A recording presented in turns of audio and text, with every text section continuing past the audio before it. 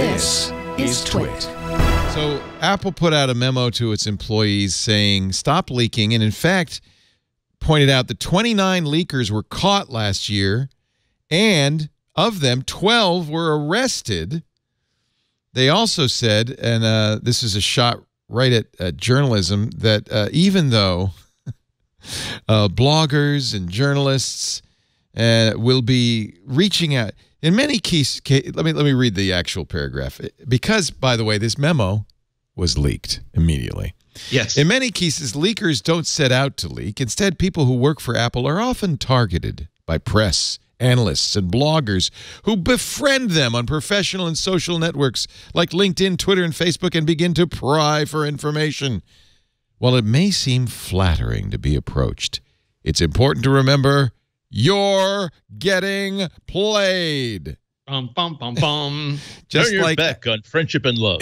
Remember, Apple is your only true family. You're getting played. And by the way, if just in case you needed any more reinforcement, you could go to jail.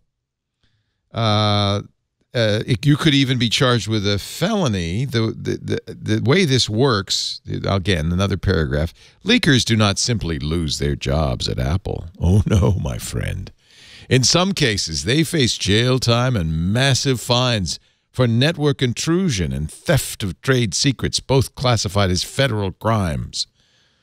12 were arrested. It doesn't say if the 12 were arrested got to go home an hour later or are still in jail. Among those, Apple employees, contractors, some partners in Apple's supply chain.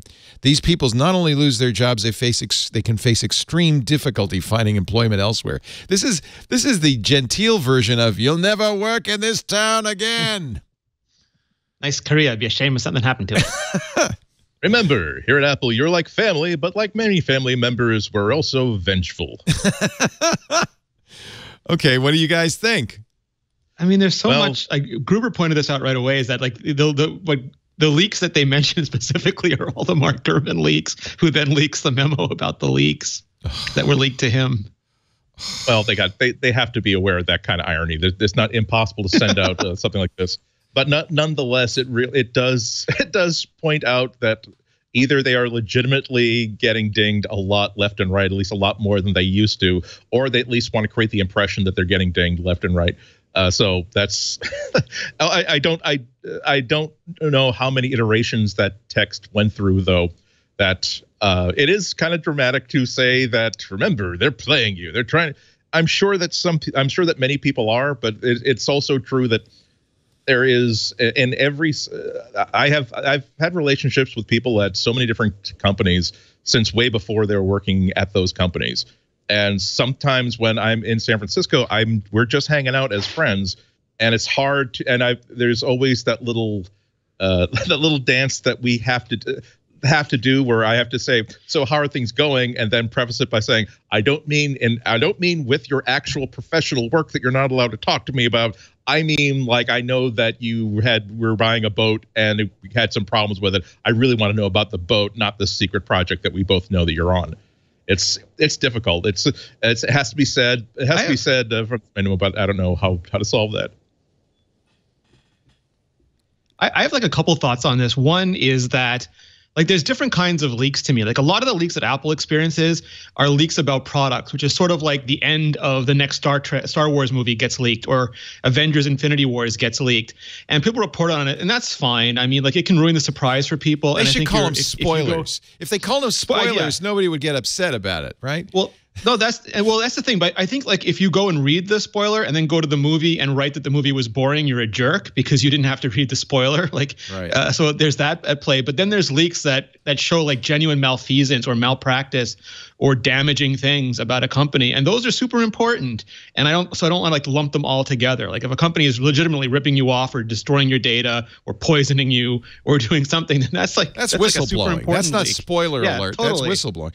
There's the third category of leaks, which I think journalists have a right and an interest in pursuing, which is the kind of leaks that help consumers make product buying decisions. A leak like, the iMac Pro is coming out in a month and a half. You might want to wait to buy that iMac. Those things, I think it's almost our job to pursue those. I don't. No, it absolutely is. We work for the consumers. We work for the readers. We don't work for Apple.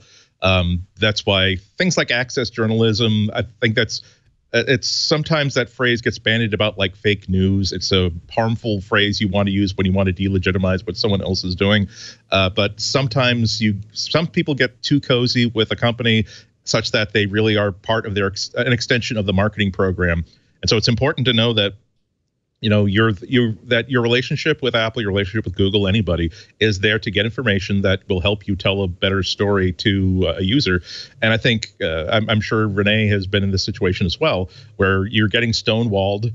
And so, okay, guess what? I now go to address book B of people who have direct knowledge of this stuff and simply ask them if they're willing to talk to me on background on a certain issue, and with letting them know exactly what I'm looking for and what I'm trying to understand. And Apple also they're big boys and girls. They understand that this is going to happen as well. So it's really, really important that if you're a journalist or a columnist, you have to do your job, no matter what that entails. Sometimes that will entail, again, approaching people who don't have authority to speak about something, but who have information that you, and by extension, your reader needs. So nothing should, if Apple's perfectly free to tighten controls on their own people. They're certainly free to pursue legal action against people who break certain covenants. But it's our job to find the answers, no matter how we can, within certain ethical boundaries. But it's our job to find information and not just limit ourselves to what a company is willing to give us. Might also point out that to the Wall Street Journal reporters, when Apple's executives call you on the record, off the record, for deep background to give you a story, you're being played.